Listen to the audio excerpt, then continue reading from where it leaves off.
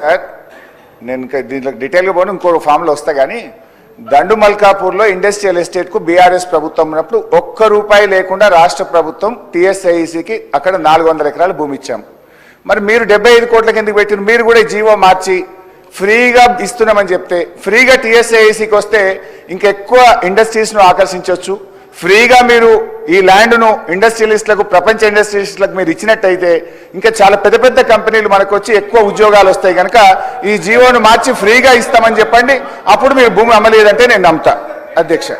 ఇకపోతే అధ్యక్ష, ఎట్లయినా ఇంటెలెక్చువల్ మినిస్టర్ కదా శ్రీధర్ బాబు గారు, ఈ క్యాన్ ట్విస్ట్ ఎనీవే అధ్యక్ష. అయితే మిగతా విషయాలకు పోతే గౌరవనీయులు ఉప ముఖ్యమంత్రి గారు ఫార్మ్ మెకనైజేషన్కు బీఆర్ఎస్ ప్రభుత్వం ₹1 ఇవ్వలేదు అన్నాడు. డ్రిప్ స్ప్రింక్లర్లకు ₹1 ఇవ్వలేదు అన్నాడు. రైతులకు ఇన్సూరెన్స్ డబ్బులు కట్టలేదు అన్నారు. నేను మెస్ ఛార్జీలు ఎస్సీ ఎస్టీ బీసీ పిల్లలకు పెంచలేదు అన్నారు. సభలో ఇప్పుడే మాట్లాడారు. దీని మీద I want to challenge the minister. ఎందుకంటే అన్నం ఉడికిందా లేదా చూడాలంటే ఒక మెతుకు ముట్టుకుంటే చాలు. అంటే ఇవాళ బట్టి విక్రమార్క గారి మాటల్లో నిజాయితీ ఎంత ఉందంటే నేతి బీరకాయల్లో నెయ్యి ఎంతనో బట్టి గారి మాటల్లో నిజాయితీ ఎంత. నేను ఉత్తుత్తగా మాట్లాడతలేను ఈ మాటల మీద. నేను ఇప్పుడే నా రాజీనామా లేఖను స్పీకర్ ఫార్మెట్లో మీకు ఇస్తా. ఒకవేళ ఇవన్నీ వీటికి మేము ఇచ్చుండకపోతే నా రాజీనామాను మీరు యాక్సెప్ట్ చేయండి. ఇచ్చుంటే బట్టి గారు రాజీనామా లెటర్ను సీదా గవర్నర్ దగ్గరికి పోయి ఇస్తారా అని మీ ద్వారా వారిని అడుగుతా ఉన్నా. ఒకటి అంటే అన్ని అబద్ధాలు, గోబల్స్.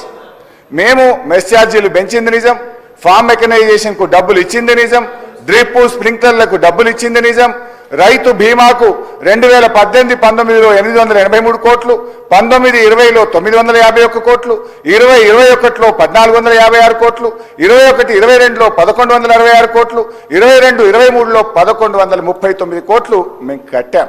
సో ఈ రకంగా దయచేసి సభను తప్పుదో పట్టించే విధంగా మాట్లాడొద్దని గౌరవ బట్టి విక్రమార్క గారిని కోరుతా ఉన్నా. ఇకపోతే ఈరోజు చర్చ విషయానికి వద్దాం. గౌరవనీయులు బట్టి విక్రమార్క గారు 2 రూపాలుగా చర్చ నడిపారు. ఒకటి, మీరు అసెంబ్లీలో పెట్టినటువంటి వైట్ పేపర్ మీద చర్చ ఒకవైపు నడిపారు, ఇంకొక వైపు ఆర్బీఐ రిపోర్ట్ మీద ఇంకొక వైపు నడిపారు. I will discuss on both the sides. First me white paper మీదనే మాట్లాడతా, సెకండ్ ఆర్బీఐ మీద మాట్లాడతా. మీ వైట్ పేపర్ బుక్ కూడా నేను తెచ్చుకున్నా. ఇది అసెంబ్లీలో మీరు పెట్టిన వైట్ పేపర్. నేను ఇళ్ళకెళ్ళే చెప్తున్నా తప్ప ఒక్క వర్డ్ కూడా వేరే చెప్పను. This is your own report. ఇకపోతే అధ్యక్ష, వైట్ పేపర్ విషయానికి వస్తే 6,71,757 కోట్లు బీఆర్ఎస్ ప్రభుత్వ హయాంలో అప్పు చేశారని ఈ వైట్ పేపర్ ద్వారా మీరు చెప్పారు.